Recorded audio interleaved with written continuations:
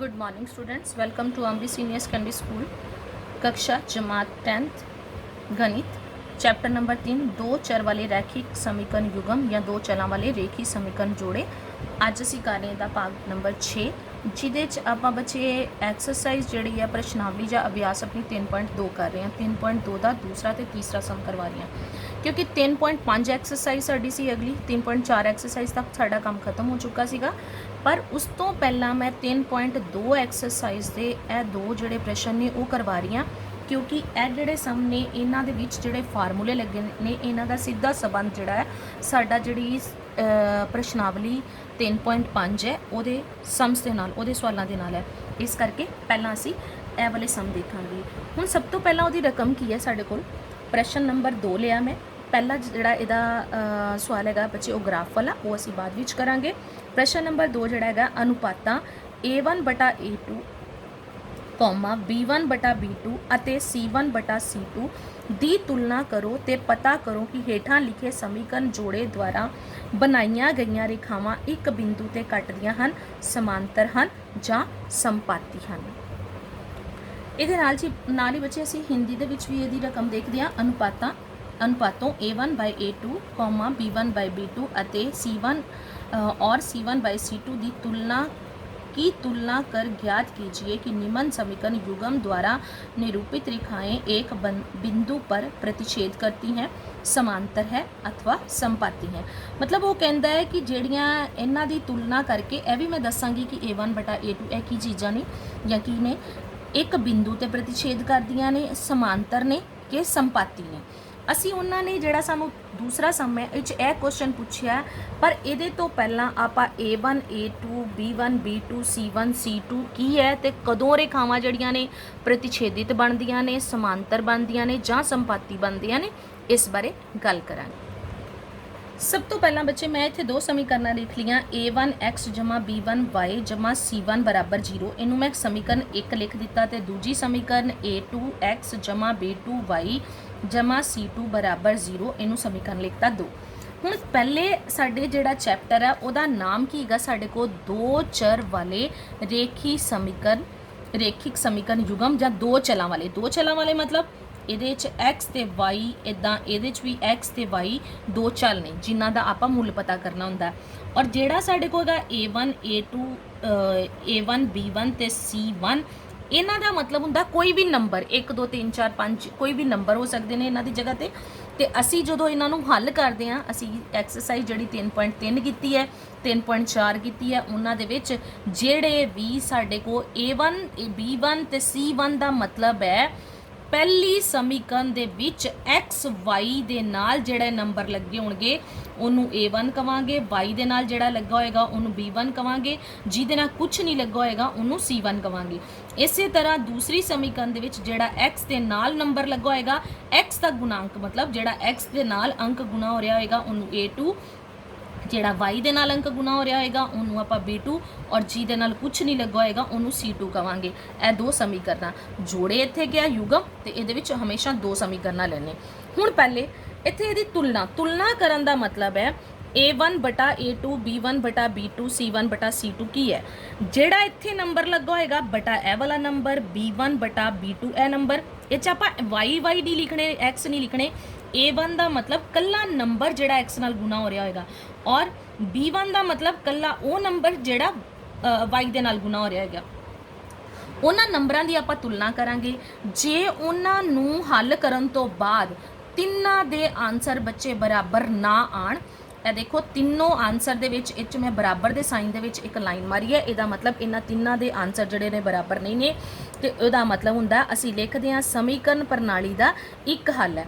यही जी चीज़ है साड़ी जी अभ्यास 3.5 है वह जो पहला सम है वो उन्होंने कहना है कि कुछ समीकरण सानू दित्तियां होणगियां इचों पूछणगे कि समीकरण प्रणाली के हल लिखो। हल लिखण का मतलब असी यह फार्मूले ला के सम करने। इस करके मैं ए वाली जी अभ्यास है यह हुण करवा रही हाँ। तो जेकर तीनों बराबर होणगे तो असीं लिखांगे समीकरण प्रणाली का एक हल है। उन्होंने उस सम दे विच लिखिया होया जेकर समीकरण प्रणाली का एक हल होएगा तो असीं अग्गों सम नूं हल करना है। हुण जेकर तीनों बराबर नहीं होणगे नहीं होण तां की हुंदा साडे कोल समीकरण प्रणाली का एक हल है या हिंदी दे विच लिखते हैं आपां समीकरण प्रणाली का एक हल है।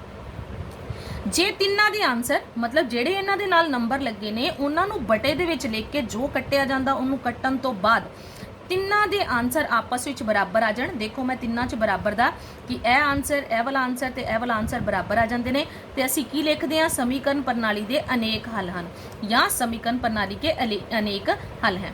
ਤੇ ਉਸ ਐਕਸਰਸਾਈਜ਼ ਦੇ ਵਿੱਚ ਵੀ ਸਾਨੂੰ ਬਾਰ-ਬਾਰ ਦੱਸਣਾ ਪੈਣਾ ਕਦੋਂ ਉਹਦਾ ਇੱਕ ਹੱਲ ਹੈ, ਕਦੋਂ ਉਹਦੇ ਅਨੇਕ ਹੱਲ ਨੇ ਤੇ ਕਦੋਂ ਉਹਦਾ ਕੋਈ ਹੱਲ ਨਹੀਂ ਹੈ। ਤੇ ਇਹ ਦੱਸਣ ਤੋਂ ਬਾਅਦ ਜੇਕਰ ਸਮੀਕਰਨ ਪ੍ਰਣਾਲੀ ਦਾ ਸਾਡਾ ਇੱਕ ਹੱਲ ਹੋਏਗਾ ਤੇ ਅਸੀਂ ਅੱਗੋਂ ਸਮ ਨੂੰ ਸੋਲਵ ਕਰਨਾ ਹੈ, ਨਹੀਂ ਤਾਂ ਅਨੇਕ ਹੱਲ ਜਾਂ ਕੋਈ ਹੱਲ ਨਹੀਂ ਦੀ ਕੰਡੀਸ਼ਨ ਦੇ ਵਿੱਚ ਅਸੀਂ ਸਮ ਨੂੰ ਉੱਥੇ ਦਾ ਉੱਥੇ ਛੱਡ ਦੇਣਾ। ਇਸ ਕਰਕੇ ਮੈਂ ਬਾਰ-ਬਾਰ ਬੋਲ ਰਹੀ ਹਾਂ ਕਿ 3.5 ਅਭਿਆਸ ਤੋਂ ਪਹਿਲਾਂ ਮੈਂ 3.2 ਅਭਿਆਸ ਦੇ ਇਹ ਵਾਲੇ ਦੋ ਜਿਹੜੇ ਸਵਾਲ ਨੇ ਉਹ ਕਰਵਾ ਰਹੀ ਹਾਂ। ਉਸ ਤੋਂ ਬਾਅਦ ਬੱਚੇ ਦੀ ਤੀਜੀ ਕੰਡੀਸ਼ਨ ਕੀ ਹੁੰਦੀ ਹੈ, ਇਹ ਫਾਰਮੂਲੇ ਵੀ ਨਹੀਂ, ਕਈ ਵਾਰੀ ਪੇਪਰ ਦੇ ਵਿੱਚ ਬੱਚੇ ਸਾਡੇ ਕੋਲ 1 ਨੰਬਰ ਜਾਂ 2 ਨੰਬਰ ਦੇ ਵਿੱਚ ਫਾਰਮੂਲੇ ਵੀ ਪੁੱਛੇ ਜਾਂਦੇ ਨੇ ਕਿ ਜਿਵੇਂ ਇਹ ਫਾਰਮੂਲਾ ਦਿੱਤਾ, ਅੱਗੋਂ ਪੁੱਛ ਲੈਣ ਕਿ ਸਮੀਕਰਨ ਪ੍ਰਣਾਲੀ ਦੇ ਕਿੰਨੇ ਹੱਲ ਨੇ। ਤੁਸੀਂ ਵੇਖੋਗੇ ਕਿ ਇਹ ਫਾਰਮੂਲਾ ਹੈ ਤੇ ਅਨੇਕ ਹੱਲ ਹੋਣਗੇ। ਜਦੋਂ ਤਿੰਨੋਂ ਬਰਾਬਰ ਨਹੀਂ ਹੈ ਤੇ ਇੱਕ ਹੱਲ ਹੈ। ਜਦੋਂ ਪਹਿਲੇ ਦੋ ਬਰਾਬਰ ਹੋ ਜਾਣ ਤੇ ਤੀਸਰਾ ਆਨਸਰ ਇਹਨਾਂ ਦੇ ਬਰਾਬਰ ਨਾ ਆਵੇ ਤੇ ਸਮੀਕਰਨ ਪ੍ਰਣਾਲੀ ਦਾ ਕੋਈ ਹੱਲ ਨਹੀਂ ਜਾਂ ਸਮੀਕਰਨ ਪ੍ਰਣਾਲੀ ਦਾ ਕੋਈ ਹੱਲ ਨਹੀਂ। ਕਈ ਵਾਰੀ ਤੇ ਜਿਹੜੇ ਸਮ ਹੁੰਦੇ ਨੇ ਸਾਡੇ ਕੋਲ ਇਹਨਾਂ ਦੇ ਵਿੱਚ ਫਾਰਮੂਲੇ ਵੀ ਪੁੱਛੇ ਜਾਂਦੇ ਨੇ। ਇਹ ਫਾਰਮੂਲੇ ਜਿਹੜੇ ਦਿੱਤੇ ਹੋਏ ਨੇ ਇੱਥੇ ਇਹਨਾਂ ਦੇ ਹਿਸਾਬ ਦੇ ਨਾਲ ਸਾਨੂੰ ਕੁਐਸਚਨ ਪੁੱਛੇ ਜਾ ਸਕਦੇ ਨੇ। ਇਹ ਫਾਰਮੂਲਾ ਦੇ ਦਿੱਤਾ ਜੀ, ਕਿੰਨੇ ਹੱਲ ਨੇ ਦੱਸੋ।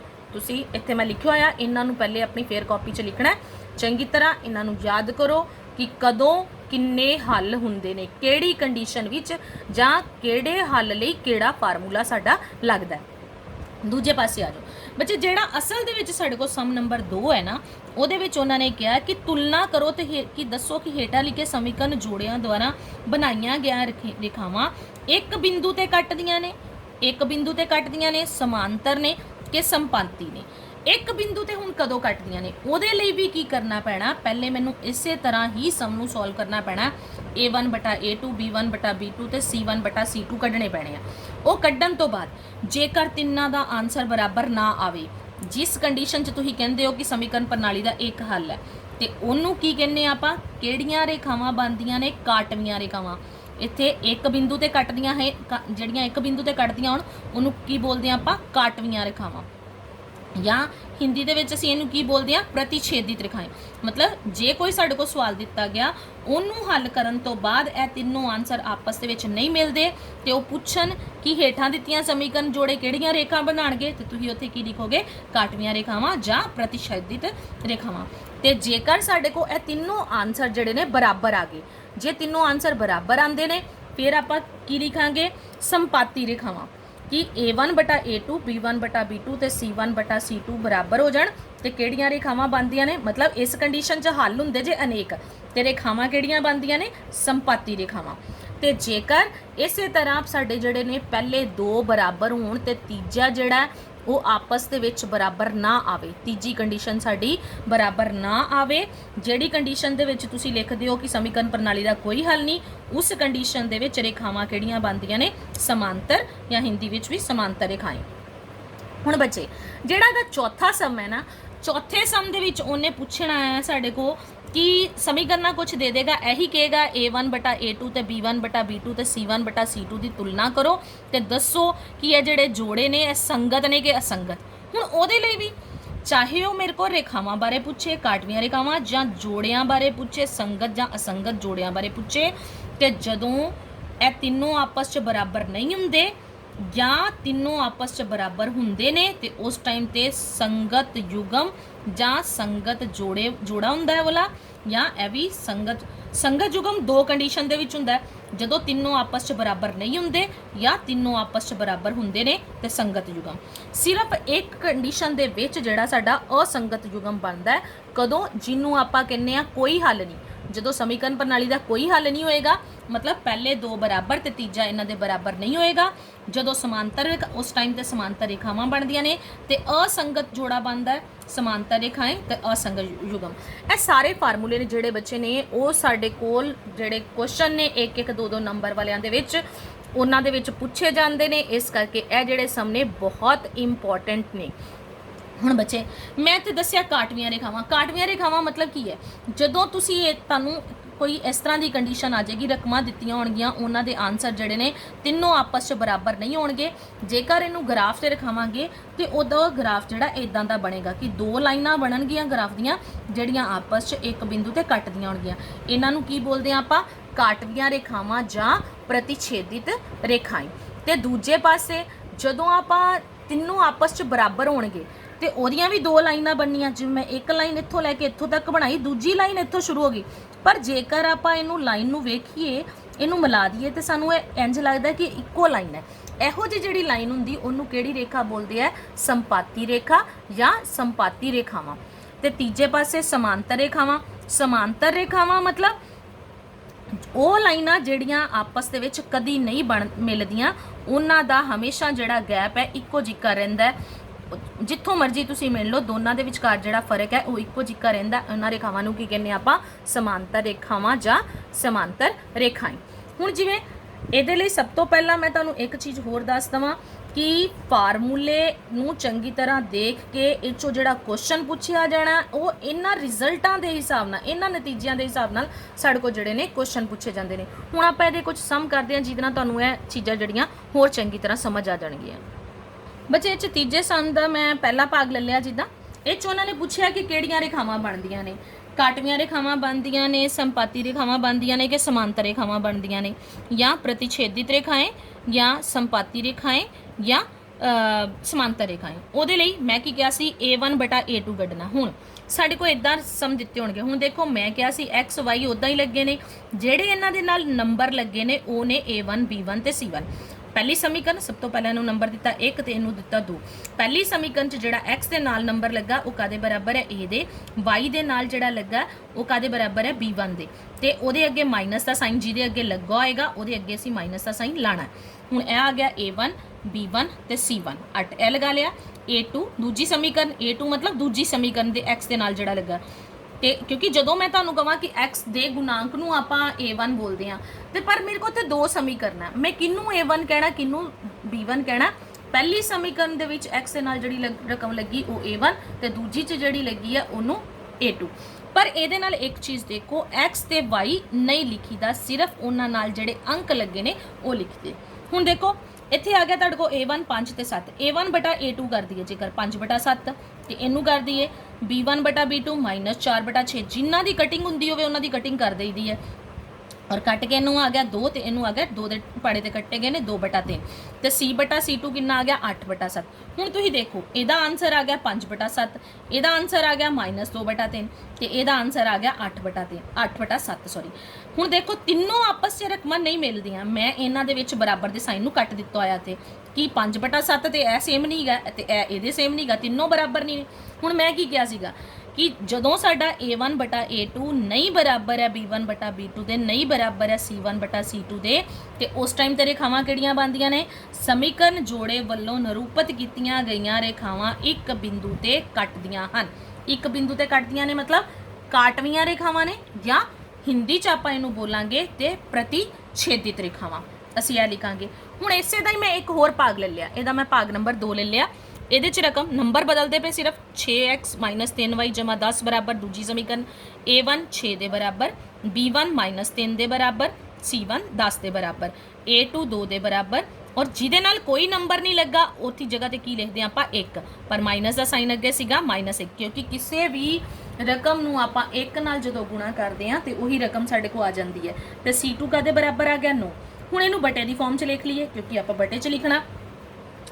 A1/A2 कितना आ गया 6/2 कट के आ गया 3/1। B1/B2 कितना आ गया -3/-1 माइनस कटिया गया, यह भी कादे बराबर आ गया 3/1 दे। तो C1/C2 कादे बराबर है 10/9 दे। हुण देखो पहला 3/1, दूजा 3/1 ते तीजा 10/9, यह दो तो बराबर ने, इस करके मैं इन्होंने दोनों च बराबर का साइन रख लिया। पर तीसरी रकम वक्री है नहीं बराबर ये, इस करके मैं बराबर के साइन नूं कट लिया। तो जदों पहलियां दो बराबर होण ते तीजी उन्हां दे बराबर ना होवे ते किहड़ा हल, जे कोई पुछे हल तो ये आपां की कहने कोई हल नहीं, तो कोई हल नहीं। समीकरण जोड़े वल्लों निरूपित कीतियां गईयां रेखावां समांतर। एक चीज़ होर, जदों आ जे एक हल तो मतलब एक बिंदु ते कटदियां पईयां ने, ਤੇ ਜਦੋਂ ਆ ਜੇ ਕੋਈ ਹੱਲ ਨਹੀਂ, ਮਤਲਬ ਕਿਸੇ ਬਿੰਦੂ ਤੇ ਨਹੀਂ ਕੱਟਣੀਆਂ, ਕਿਸੇ ਬਿੰਦੂ ਤੇ ਉਦੋਂ ਨਹੀਂ ਕੱਟਦੀਆਂ ਜਦੋਂ ਉਹ ਕਿਤੇ ਵੀ ਆਪਸ ਦੇ ਵਿੱਚ ਨਹੀਂ ਮਿਲਦੀਆਂ, ਮਤਲਬ ਸਮਾਂਤਰ ਰੇਖਾਵਾਂ ਆਪਸ ਦੇ ਵਿੱਚ ਕਿਤੇ ਵੀ ਨਹੀਂ ਮਿਲਦੀਆਂ। ਲਿਖਾਂਗੇ ਕਿ ਇਹ 'ਚ ਉਹਨਾਂ ਨੇ ਕੁਐਸਚਨ ਕੀ ਪੁੱਛਿਆ ਸੀ, ਸਮੀਕਰਨ ਜੋੜੇ ਵੱਲੋਂ ਨਿਰੂਪਿਤ ਕੀਤੀਆਂ ਗਈਆਂ ਰੇਖਾਵਾਂ ਸਮਾਂਤਰ ਰੇਖਾਵਾਂ ਹਨ ਜਾਂ ਸਮੀਕਰਨ युग्म द्वारा निरूपित की गई रेखाएं समांतर रेखाएं हैं। देखो बच्चे ਜਿਹੜਾ ਸਮ ਨੰਬਰ ਸਾਡੇ ਕੋਲ ਦੂਸਰਾ ਸੀਗੇ ਉਹਦੇ ਦੋ ਭਾਗ ਮੈਂ ਕਰਵਾਤੇ, ਇਹ ਜਿਹੜਾ ਤੀਜਾ ਭਾਗ ਹੈ ਇਹ ਤੁਸੀਂ ਆਪਣੇ ਆਪ ਕਰੋਗੇ ਇਹ ਵਾਲਾ ਸਮ। ਹੁਣ ਮੈਂ ਸਮ ਨੰਬਰ ਤੀਸਰੇ ਤੇ ਆਣ ਲੱਗੀ ਅਨੁਪਾਤੋਂ a1 बटा a2, b1 बटा b2 ਅਤੇ c1 बाय c2 की तुलना कर ज्ञात कीजिए कि निम्न रैखिक समीकरणों के युग्म, ਇੱਥੇ ਵੇਖੋ ਹੁਣ ਉਹਨਾਂ ਨੇ ਪੁੱਛਿਆ ਸੰਗਤ ਹੈ ਜਾਂ ਅਸੰਗਤ ਹੈ।